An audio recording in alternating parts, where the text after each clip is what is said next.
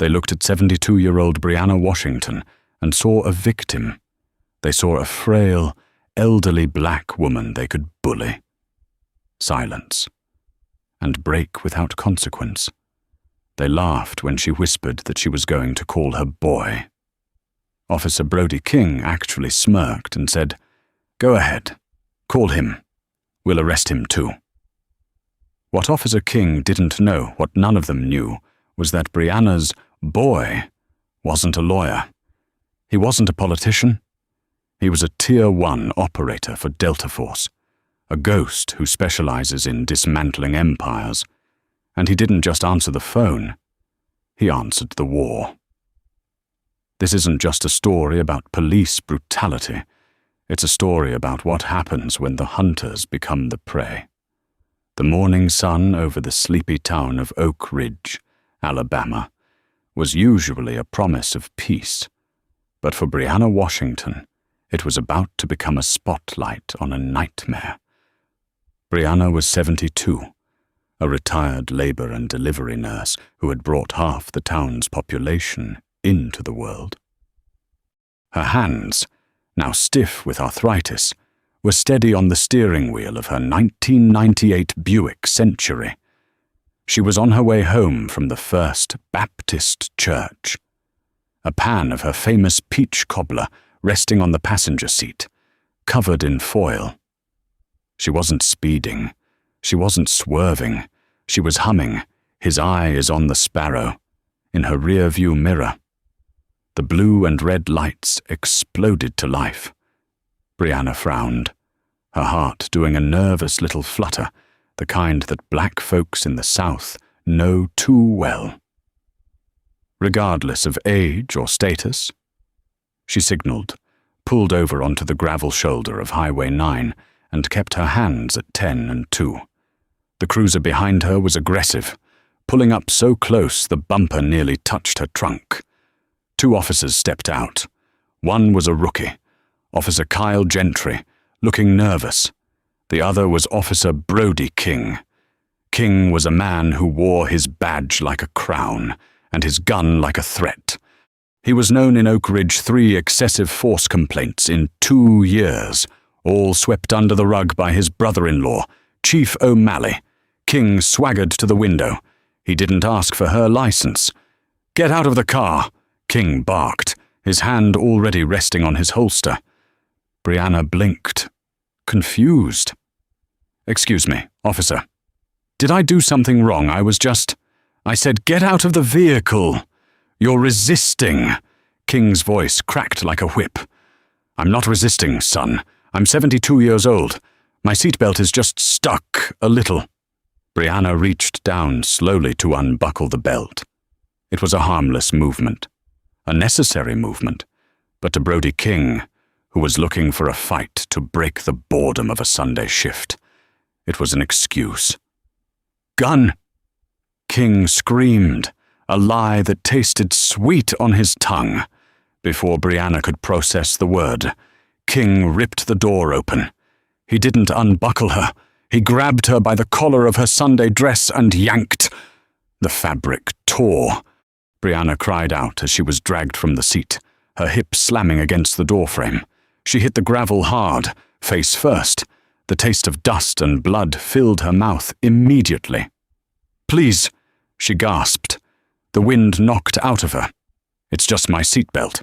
"Shut up," King roared. He dropped a knee into the small of her back. The sound of a rib cracking was sickeningly audible, a dry snap that made the rookie, Gentry, flinch. "Brody, wait, she's just an old lady," Gentry stammered, taking a half step forward. She reached for a weapon. King spat, pressing his full weight down.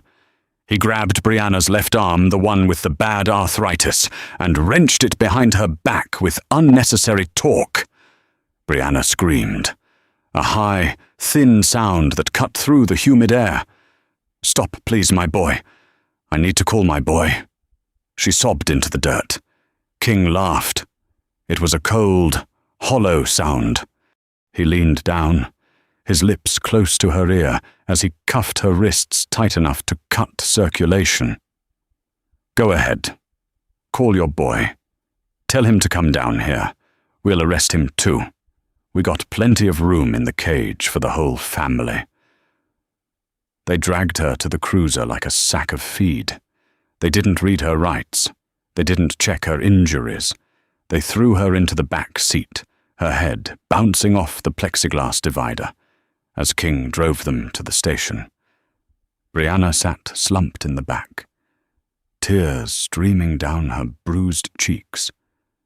Her hip was throbbing with a fire she hadn't felt since childbirth, and every breath sent a sharp needle of pain through her chest.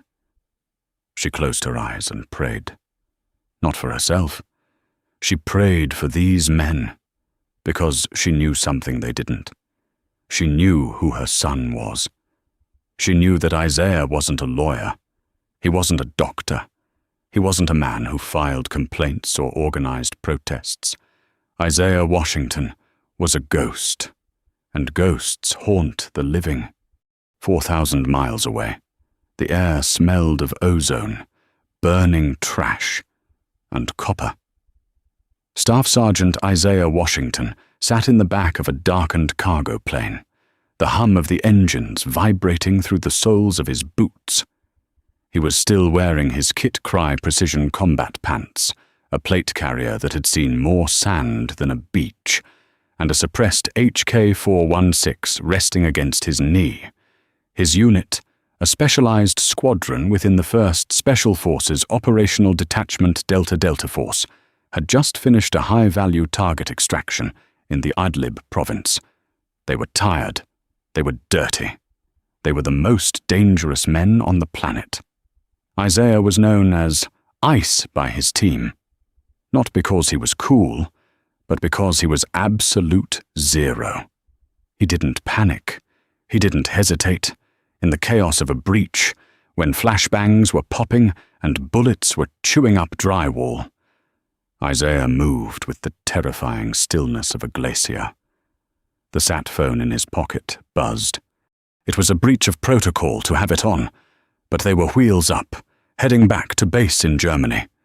He checked the ID, Oak Ridge General Hospital. Isaiah's eyes, usually a warm hazel, instantly hardened into gold coins. He answered, "Washington." "Mr. Washington." The voice was trembling. It was a nurse. "This is Sarah from the ER in Oak Ridge. We have your mother, Brianna." The ambient noise of the plane, the jokes of his teammates, the drone of the engines faded into a dull roar. "Is she alive?" Yes, she is. But, Mr. Washington, it's bad. She was brought in by the police custody transfer. Broken rib, fractured wrist, severe bruising, and a hairline fracture to her hip. She's asking for you. Put her on. She's very weak, sir. She's on pain meds. Put her on. The command wasn't shouted. It was spoken with the finality of a judge passing a death sentence.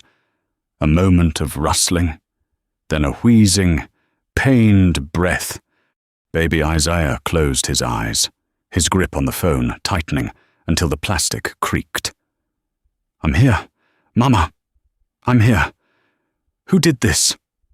"The police," she whispered, her voice sounding so small, so fragile. "Officer King, he said I reached for a gun. I was just getting my seatbelt. Isaiah, I was just coming home from church." She paused, a sob racking her body. "He laughed at me. Baby. He told me to call you. He said they'd lock you up, too." Isaiah stared at the metal floor of the plane. His pulse didn't race. It slowed down. A cold, calculating rage flooded his system, pushing out the fatigue. "Mama," Isaiah said, his voice terrifyingly soft. "Listen to me. I need you to rest. Do not sign anything. Do not say a word to anyone except the doctors. I'm coming. You're in Germany, baby. It's too far. I'm coming," he repeated. "I love you." He hung up. For 3 seconds, he sat there. Then, he stood up. His team leader, a burly man named Captain Hutch Hutchinson, looked up from cleaning his sidearm. He saw the look on Isaiah's face. He had seen Isaiah kill terrorists, dismantle bombs, and walk through fire. He had never seen this look. "Ice?" Hutch asked. "What's the sitrep?" "My mother," Isaiah said. "Cops beat her. Put her in the hospital for a seatbelt violation." The cabin went silent. Every operator stopped what they were doing. These men lived by a code.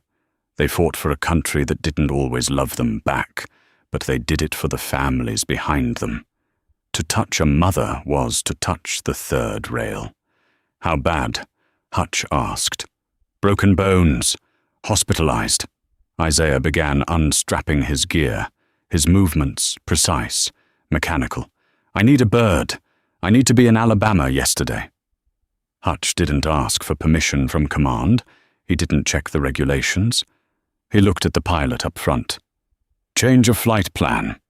We're diverting to drop ice at Ramstein for immediate commercial transport, or we find a blackened C-17 going stateside. Now." Hutch looked back at Isaiah.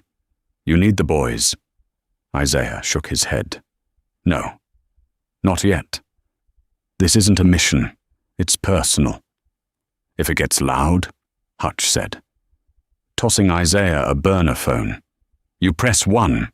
We'll be there before the shell casings hit the floor." Isaiah caught the phone. "It won't get loud. Hutch, it's going to get quiet. Very, very quiet." 36 hours later. A black Ford F-150, rented from the airport, rolled into the parking lot of Oak Ridge General Hospital. The man who stepped out wasn't wearing a military uniform. He was wearing dark jeans, a grey hoodie, and boots. He looked like a drifter. He looked like nobody. But as Isaiah walked through the sliding glass doors, the air in the room seemed to change. He walked to the reception desk. "Brianna Washington," he said. The receptionist looked up, annoyed. "Family only. Visiting hours are." She stopped. She looked into Isaiah's eyes and saw something that made her stomach turn over. It was the look of a predator that had found its scent. "Room 304, she squeaked. Isaiah walked down the hall. He found room 304. He opened the door. When he saw her, the purple bruising spreading across her gentle face, the cast on her arm, the tubes in her nose, something inside Isaiah Washington broke, and in its place, something terrible was born. He pulled a chair up to her bed. She was asleep. He took her uninjured hand in his, feeling the rough calluses of a woman who had worked hard every day of her life. "I'm here. Mama," he whispered.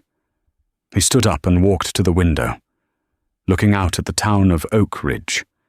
He saw a police cruiser roll by on the street below.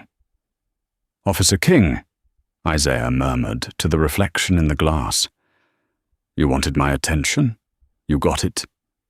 He took out his phone. He didn't call the lawyer. He didn't call the Internal Affairs Bureau.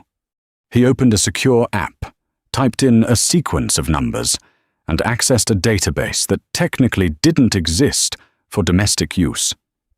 He typed in Brody King, Oak Ridge Police Department. The screen populated with data, home address, financial records, shift schedules, known associates. Isaiah stared at the screen. The hunt was on. The waiting room of the Oak Ridge Police Department smelled of stale coffee and industrial cleaner. It was a Monday afternoon, and the humidity outside made the air conditioning inside feel clammy. Isaiah Washington sat on a hard plastic chair. His posture slumped, hands clasped between his knees. To anyone walking by, he looked defeated, Just another weary man ground down by the system. He wasn't defeated. He was hunting. He had spent the morning retracing his mother's route. He found the tire tracks on the shoulder of Highway 9. He found the shattered fragments of her tail light where she'd been thrown against the car. He found a single, bloody tissue half buried in the gravel. He had bagged it all, his face a mask of stone. Now, he was here to see the face of the man who did it. "Can I help you?" The desk sergeant, a heavy-set man named Officer Clint Davies, didn't look up from his computer. "I'm here about my mother," Isaiah said, keeping his voice low, almost trembling. "Brianna Washington. She was arrested yesterday." Davies finally looked up. He squinted. Washington, the old lady who assaulted an officer. Isaiah felt a muscle in his jaw jump, but he forced it to relax. "Assaulted, sir. She's 72. She was coming from church. Doesn't matter where you come from. Matters what you do." Davies grunted.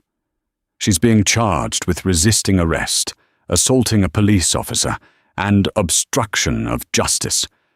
Officer King is writing up the report now." "Can I speak to Officer King?"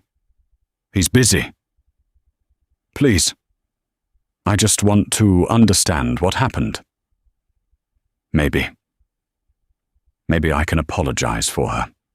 The hook was baited. Bullies love submission.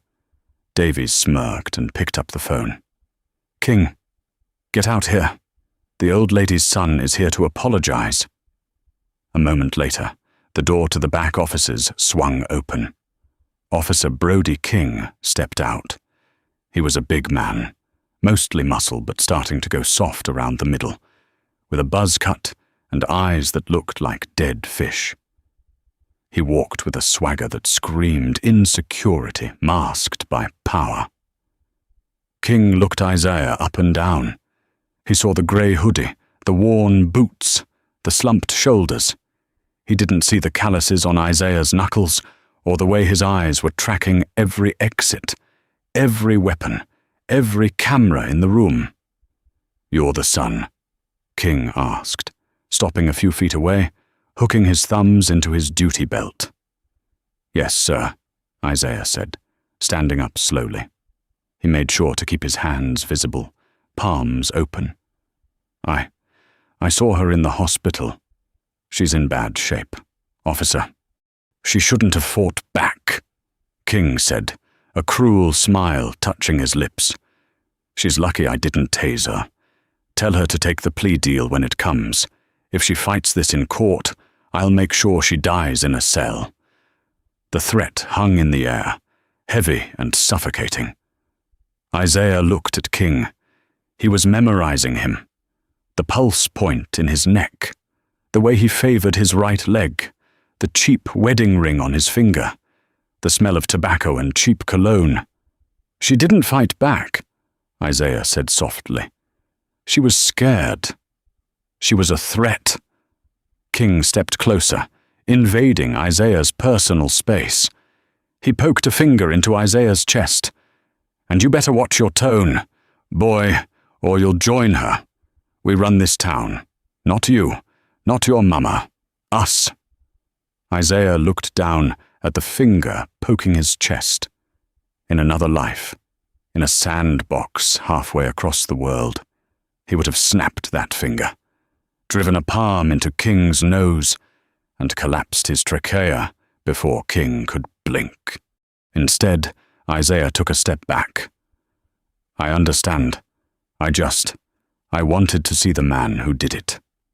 "Well, take a good look." King laughed. "Now get out of my station." Isaiah turned and walked to the door. As he reached the threshold, he stopped and looked back. "You have a good day.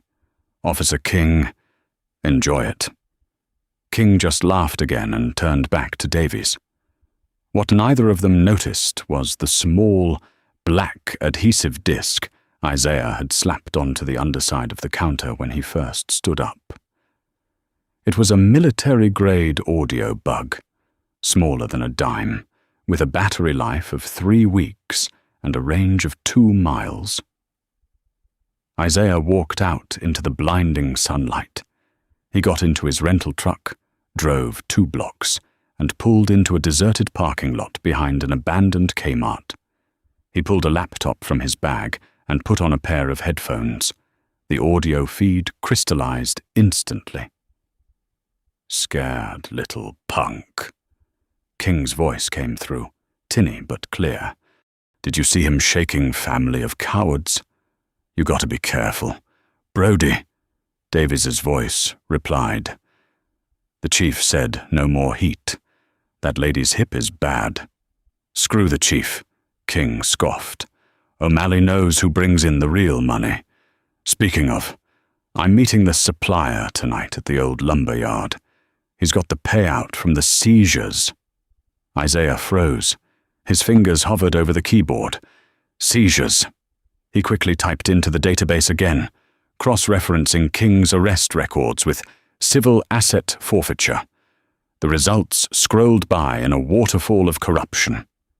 King had a habit of pulling over out-of-towners or locals carrying cash, arresting them on bogus charges, seizing their money as evidence of drug trafficking, and then releasing them without charges while keeping the cash.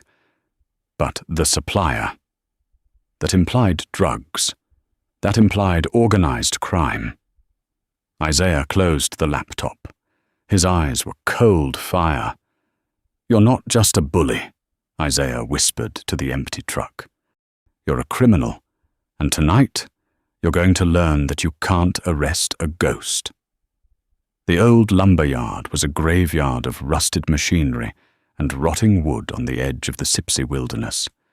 It was the kind of place where bad things happened in the dark. It was 11 p.m. The moon was obscured by heavy clouds. Officer Brody King sat in his personal truck, a lifted Chevy Silverado, with the engine idling. He checked his watch. He was nervous. The supplier, a mid-level distributor for a cartel moving product up from the coast, didn't like to be kept waiting. But he also didn't like exposure. King tapped the steering wheel. He had $50,000 in seized cash in a duffel bag on the passenger seat. His cut was 10%. The rest went up the chain. Headlights swept across the yard. A black SUV pulled in, crunching over the gravel. 2 men got out. They were pros' slick suits. No visible weapons. But the way they moved said they were packing. King got out, grabbing the bag. "Right on time." "Cut the small talk. King," the lead man said. "Do you have it?" Yeah, it's all here. Took it off a contractor from Birmingham. Guy didn't even fight." King tossed the bag to the man. Suddenly, the floodlights on the lumberyard's main warehouse exploded. Pop, pop, pop. Glass rained down. The yard was plunged into absolute pitch blackness. "What the hell?" King yelled, reaching for his service weapon. "It's a setup!" the cartel man screamed, drawing a silenced pistol. Then, the silence returned. Heavy, oppressive. Click, a sound from the right. The cartel man spun and fired blindly into the dark. Thwip, thwip. The bullets hit rotting wood. "Who's there?" King shouted, his voice cracking. "I'm a police officer. Show yourself." A voice echoed from everywhere and nowhere. It was amplified, distorted, sounding like God's own judgment. "You are not an officer. You are a thief." "Show yourself!" King screamed. A red laser dot appeared on the cartel man's chest. Before he could move, a single shot rang out, not from a gun, but the thwack of a high-velocity projectile. The man grunted and collapsed, clutching his leg. A crossbow bolt was protruding from his thigh. The second cartel man panicked and ran for the SUV. As he grabbed the handle, the vehicle's alarm blared, lights flashing, and the tires simultaneously blew out with a synchronized hiss. King was alone. He spun in circles, gun raised, sweating profusely. "I'll kill you, I swear to God!" From the shadows atop a stack of timber, a figure dropped. It was silent, landing in a crouch 10 feet behind King. Isaiah rose to his full height. He was wearing tactical gear, now black fatigues, a balaclava, and night vision goggles pushed up on his forehead. He held no gun. He held a collapsible steel baton. King spun around. He saw the figure. He fired. Bang. Bang. Isaiah moved. He didn't just dodge. He flowed. He slipped inside King's guard with terrifying speed. His hand chopped down on King's wrist. The bone snapped audibly. King screamed and dropped the gun. Before the scream finished, Isaiah swept King's legs. The big cop hit the dirt hard, the air leaving his lungs in a whoosh. Isaiah was on him instantly. He didn't punch him. He pressed his forearm against King's throat, pinning him to the earth. He leaned in close, his eyes visible through the balaclava burning. Golden. Terrifying. "You like breaking bones, Brody," Isaiah whispered. "You like hearing them snap. Please!" King gasped, clawing at Isaiah's arm. "I'm a cop. You can't." "You lost that shield when you touched her," Isaiah hissed. Isaiah reached into King's pocket and pulled out his phone. He held it up to King's face to unlock it with Face ID. "Thanks," Isaiah said. He stood up, pocketing the phone. He looked at the bag of money on the ground. He picked it up. He walked over to the injured cartel man who was groaning on the ground. Isaiah knelt. "Tell your boss," Isaiah said calmly, "that Oak Ridge is closed for business. If he comes back, I won't use a crossbow next time. I'll use a drone." He stood up and looked back at King, who was curling into a ball, cradling his broken wrist. "This is the first warning. Brody," Isaiah said, "you have 3 days to resign and turn yourself in. If you don't, I come for the rest of you." Isaiah turned and vanished into the darkness. King lay there in the dirt, the silence of the woods returning. He was bleeding. He was broken. And for the first time in his life, he knew what it felt like to be a victim. But the nightmare was just starting. Back in his safe house, Isaiah uploaded the contents of King's phone to a secure server, photos of evidence lockers, text messages to the chief, and most importantly, a video file. It was body cam footage, not from the department server, but a personal copy King kept as a trophy. It was dated 2 days ago. Isaiah clicked play. He watched his mother being dragged from the car. He heard her cry. He heard the snap of her arm.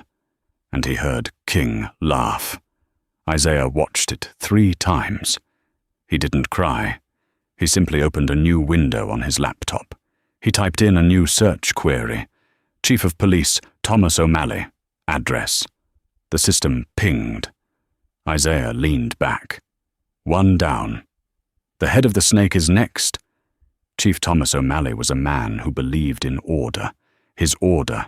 For 20 years, he had run the Oak Ridge Police Department like a personal fiefdom.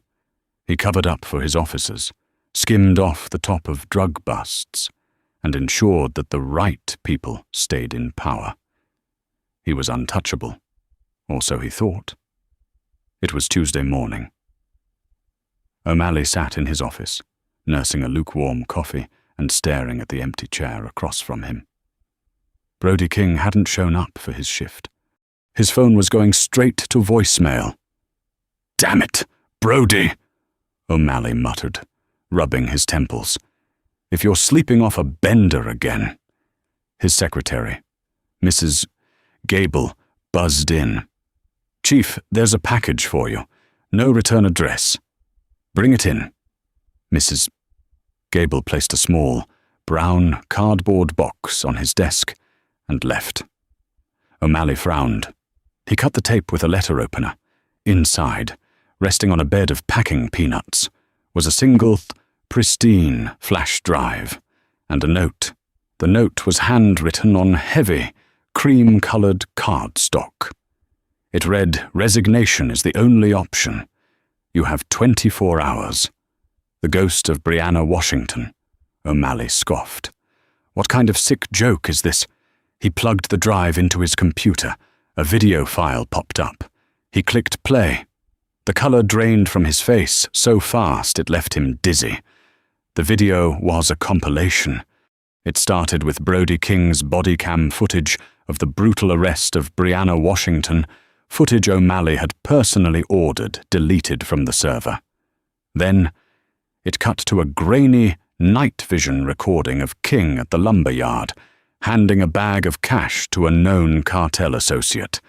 Then, audio recordings of O'Malley himself, discussing how to frame a local journalist for DUI to silence a corruption story. "My God," O'Malley whispered.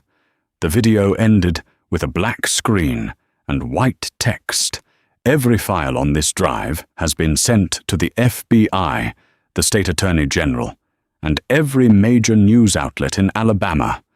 They are scheduled to release automatically in 24 hours unless I receive a public statement of your resignation and the immediate release of all charges against Brianna Washington." O'Malley slammed his laptop shut. His hands were shaking. He grabbed his desk phone and dialed King's number again. Still voicemail. He dialed the station's IT guy. "Block all outgoing emails. Shut down the server." "Chief, I can't just do it!" O'Malley screamed, veins bulging in his neck. He slammed the phone down. He paced his office like a caged animal. Who was doing this? Brianna Washington was a nobody, a retired nurse. Her son. King had said something about her son. O'Malley ran to his filing cabinet. He pulled Brianna's arrest file. Under Next of Kin, it listed Isaiah Washington, occupation military. "Just a soldier," O'Malley sneered. "Probably some grunt in the National Guard." He grabbed his radio. "All units, listen up. We have a domestic terrorist threat. Suspect is Isaiah Washington. Black male, approximately 30 years old. He is armed and dangerous. Shoot on sight, I repeat. Shoot on sight." He didn't care about the law anymore. He was fighting for his life.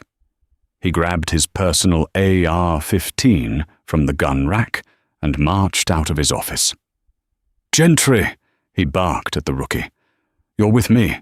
We're going to pay a visit to Mrs. Washington at the hospital. If her son wants a war, he can watch his mother become a casualty." It was the mistake that would end him. Because Isaiah Washington wasn't just watching. He was listening. Through the bug under the front desk. Through the hacked security cameras. Through the very phone O'Malley held in his hand. Isaiah sat in his truck 2 blocks away, watching the feed on his laptop, when he heard O'Malley threaten his mother.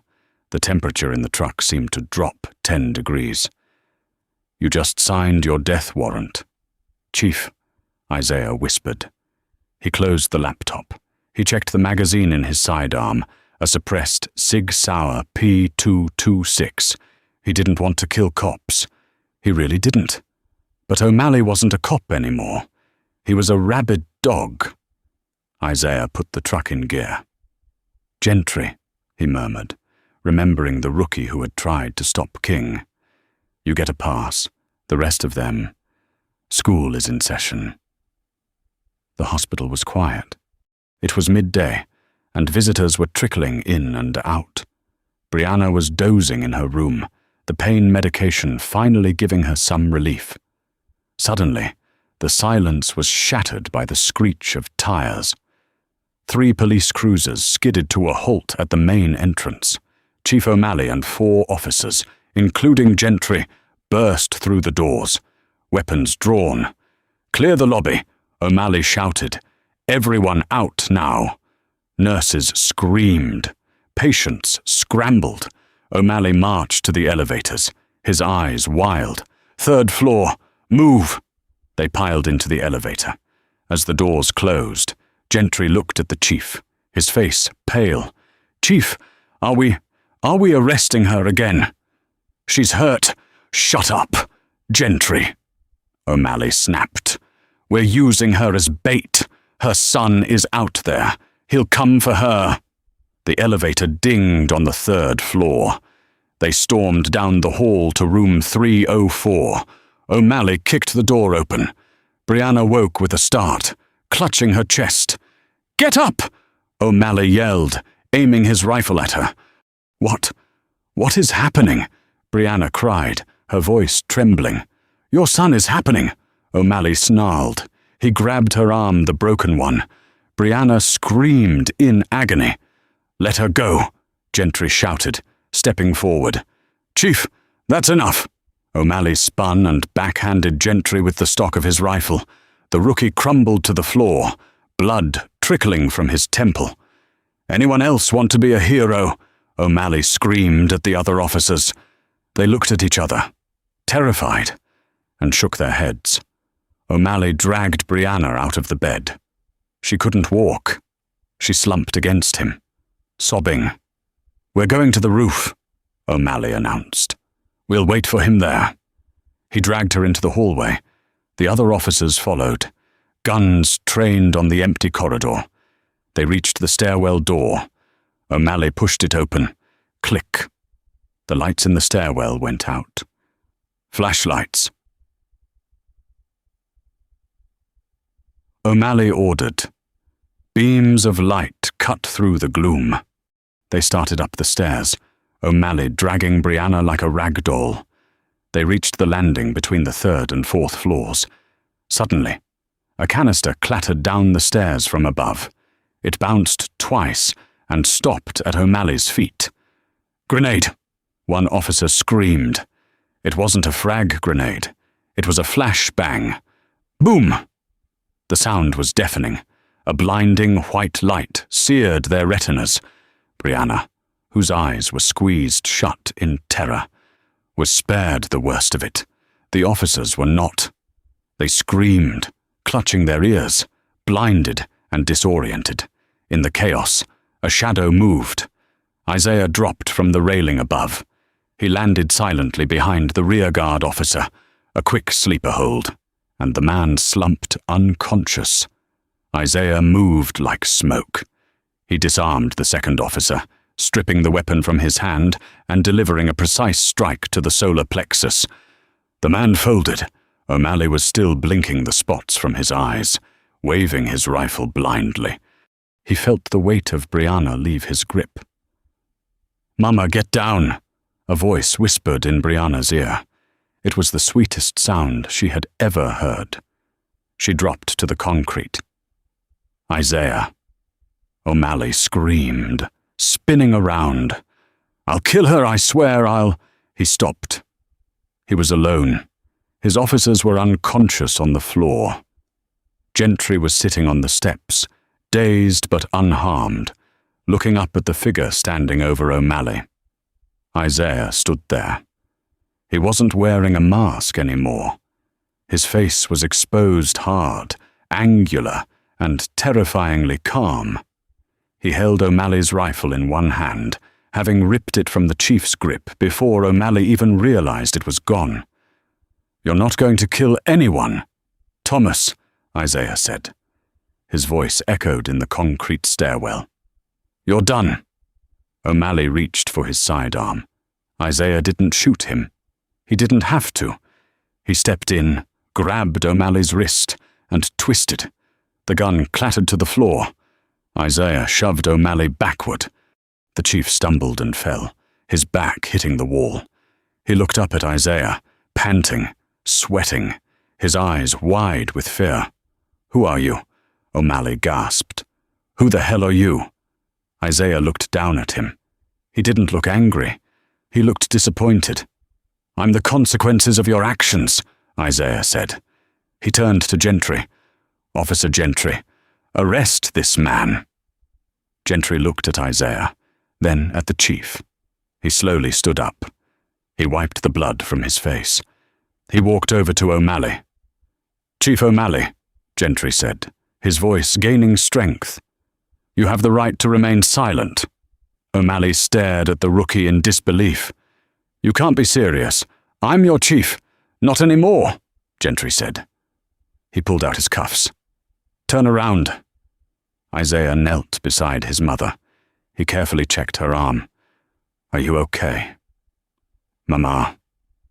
Brianna looked at her son. She touched his face with her trembling hand. "You came? I told you I would," Isaiah said, kissing her forehead. "Always." Sirens wailed in the distance.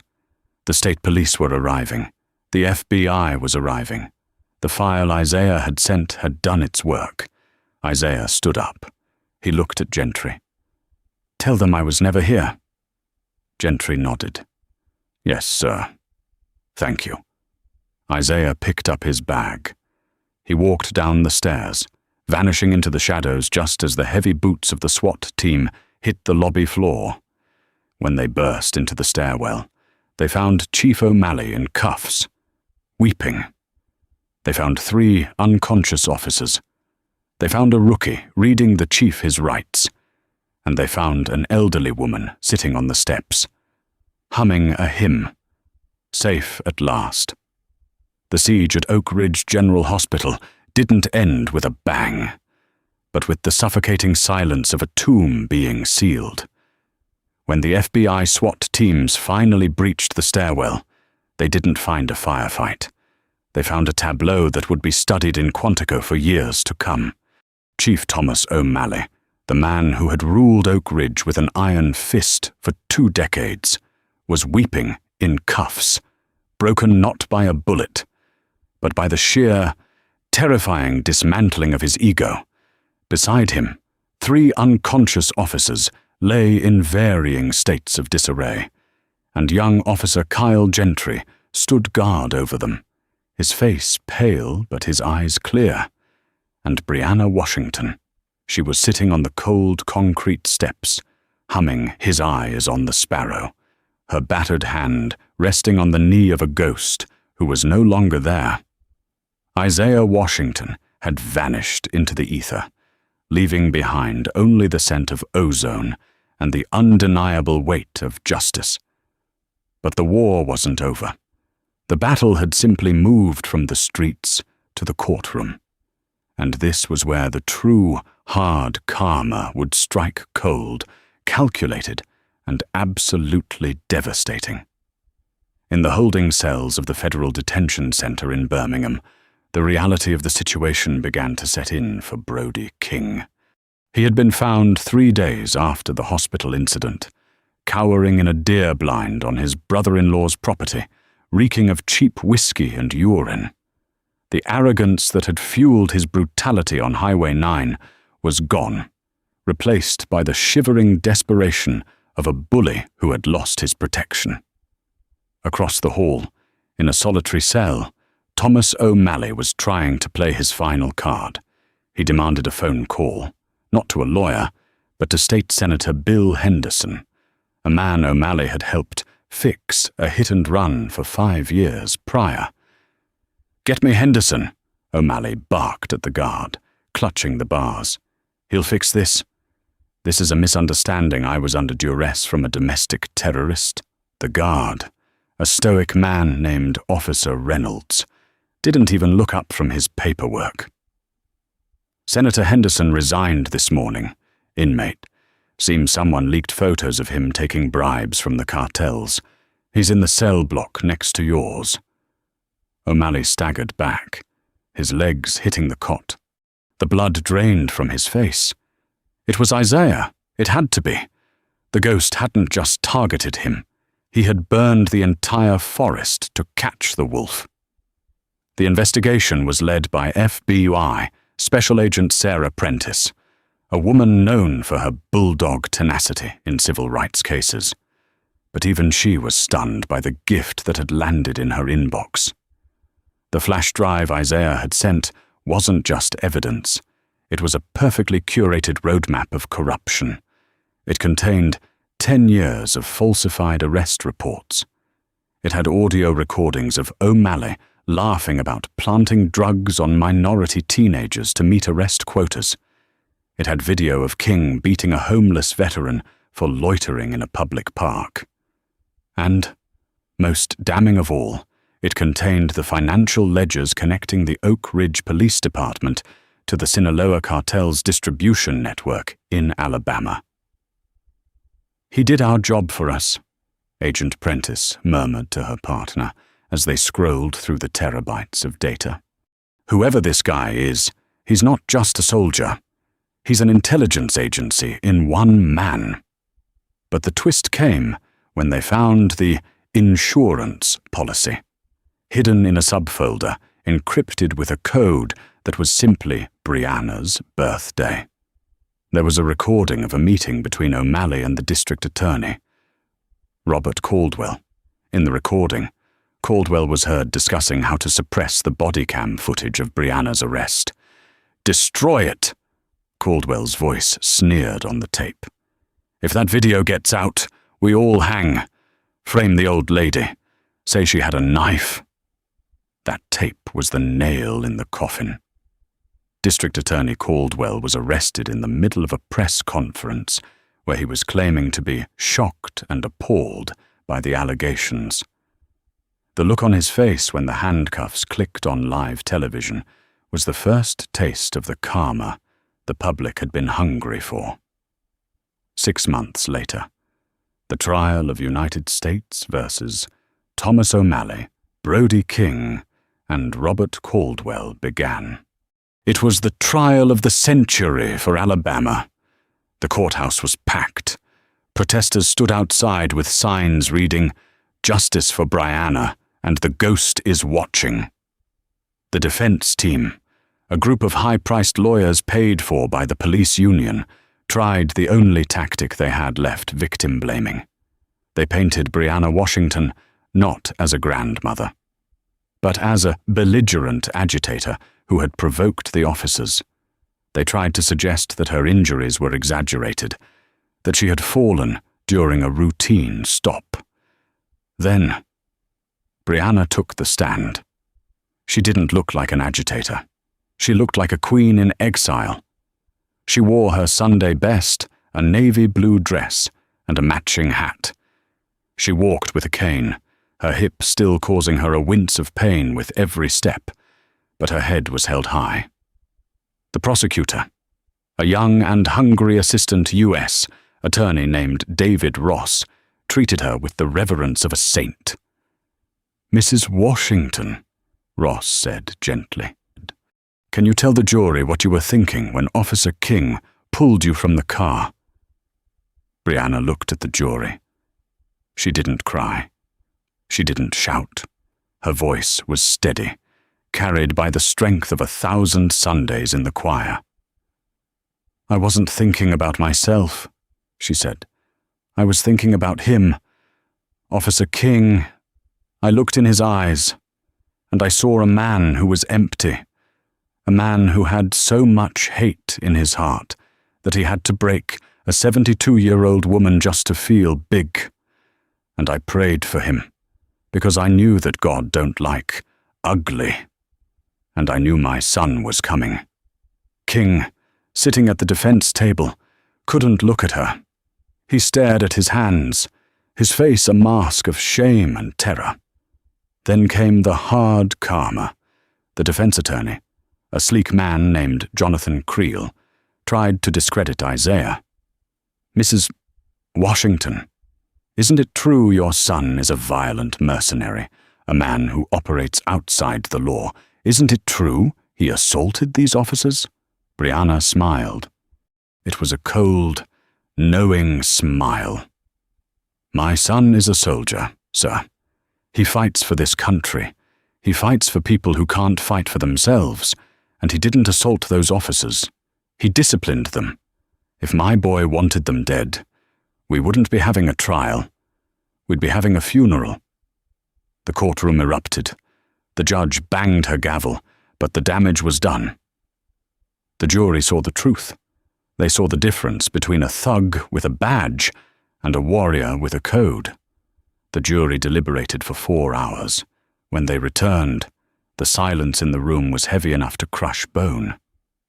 We, the jury, find the defendant, Brody King, guilty on all counts of deprivation of rights under color of law, aggravated assault, and conspiracy to commit obstruction of justice.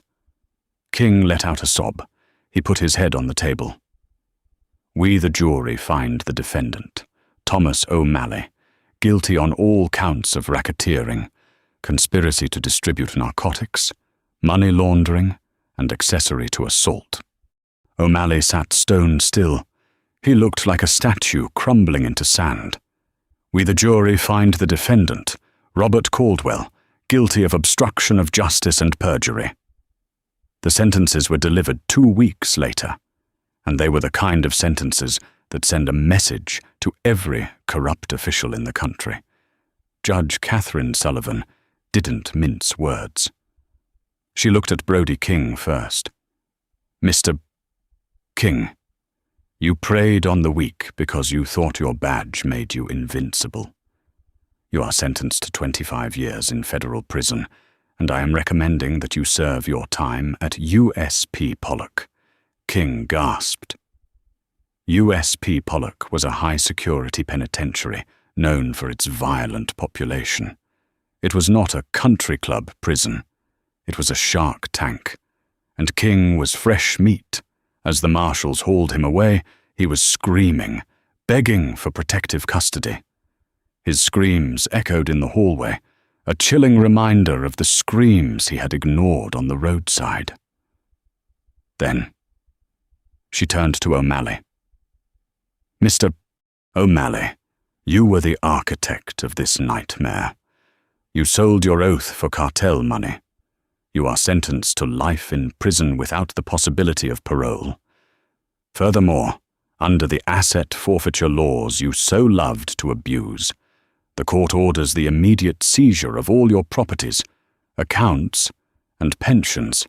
The proceeds, totaling $4.2 million, will be awarded to Mrs. Brianna Washington as restitution. O'Malley was dragged out in silence. He was a man who had loved power above all else. Now, he would die powerless, penniless, and alone in a 6x8 concrete box. His wife had already filed for divorce. His children had changed their last names. He was erased. 6 months after the sentencing, Oak Ridge was a different town. The fear that had hung over the community like smog had lifted. The police department was gutted and rebuilt from the ground up. The new chief of police was a man named Harrison, an external hire brought in to clean house, and his second-in-command, Sergeant Kyle Gentry. Gentry had testified against his former bosses. He had taken the heat, endured the threats from the thin blue line, and come out the other side as a hero. He ran the department with a simple philosophy: protect the people, not the power. On a crisp autumn afternoon, Gentry drove his cruiser slowly down Maple Street. He saw Brianna Washington sitting on her porch. She was shelling peas into a bowl, rocking in her chair. Her arm had healed, though it would always be stiff when it rained. Gentry stopped the car and walked up the path. He took off his hat. "Afternoon. Mrs. Washington," he said respectfully. "Afternoon. Sergeant Gentry." She smiled. "You look tired. You eating, right?" "Trying to fit, Mom. Just wanted to check in. See if you needed anything." "I'm fine, baby. Just fine." Gentry hesitated. He looked around the yard, his eyes scanning the tree line, the shadows of the porch. "Have you heard from him?" Brianna didn't look up from her peas. "From who? You know who?" Brianna chuckled softly. "My boy is busy. Sergeant, the world is a big place, and there's a lot of wickedness in it. But he knows I'm safe. As long as you boys do your job, he won't have to do his—" It was a gentle warning, and Gentry took it to heart. "Yes, ma'am, we'll do our job." That evening, Brianna sat in her living room, watching the local news. The anchor was reporting on the new Brianna Washington Community Center, funded by the seized assets of Thomas O'Malley. It would provide legal aid and after-school programs for at-risk youth. It was a victory forged from tragedy. Her phone rang. It wasn't the landline. It was a small, burner flip phone that she kept in her knitting basket. She answered it on the first ring. "Hello." "Hey, Mama." The voice was warm, deep, and familiar. Brianna closed her eyes, letting the sound wash over her. "Isaiah, where are you? Baby." "Not far. I saw you on the porch today. You looked good. You were watching, always. I just wanted to tell you. I'm going away for a while. There's a situation in Chicago. A girl went missing, and the police aren't looking hard enough. I thought maybe I could help them look." Brianna smiled, a tear tracing a path down her cheek. Her son wasn't just hers anymore. He belonged to everyone who had ever been ignored, beaten, or silenced. "You be careful. Isaiah, you hear me, you eat your vegetables." "Yes, Mama. I love you. I love you too. Baby." The line clicked dead. Brianna held the phone to her chest for a moment, then placed it back in the basket.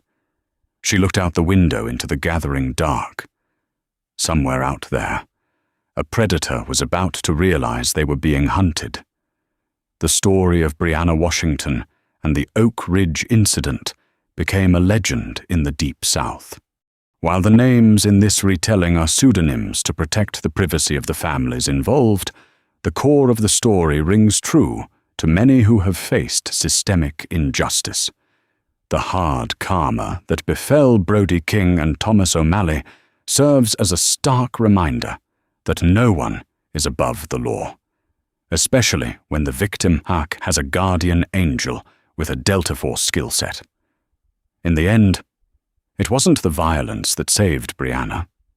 It was the truth. Isaiah didn't just beat the cops. He exposed them. He used their own technology, their own arrogance, and their own corruption against them. He showed the world that when you push a good person too far, you don't just get a fight, you get a war, and in the war between a bully and a protector, the protector will always have the final say. The town of Oak Ridge is quiet now. The shadows are just shadows. But every corrupt officer in the Tri-County area knows the story. They know that if they cross the line, if they hurt the innocent, the phone might ring. And on the other end, it won't be a lawyer, it will be the ghost. Sometimes, justice isn't about the law. Sometimes, it's about family. Brianna Washington called for help, and her son answered with a war. This story reminds us that power doesn't come from a badge or a gun. It comes from the love we have for the people we protect. And for officers like Brody King, it's a brutal lesson that there is always a bigger predator in the jungle. If you believe that karma always finds a way, and that family is worth fighting for, hit that like button right now. It helps us share these powerful stories with the world. And if you want more tales of justice, revenge, and the unbreakable human spirit, make sure you subscribe and ring that notification bell. We have a new story coming next week that you won't believe. Thanks for watching, and stay safe out there.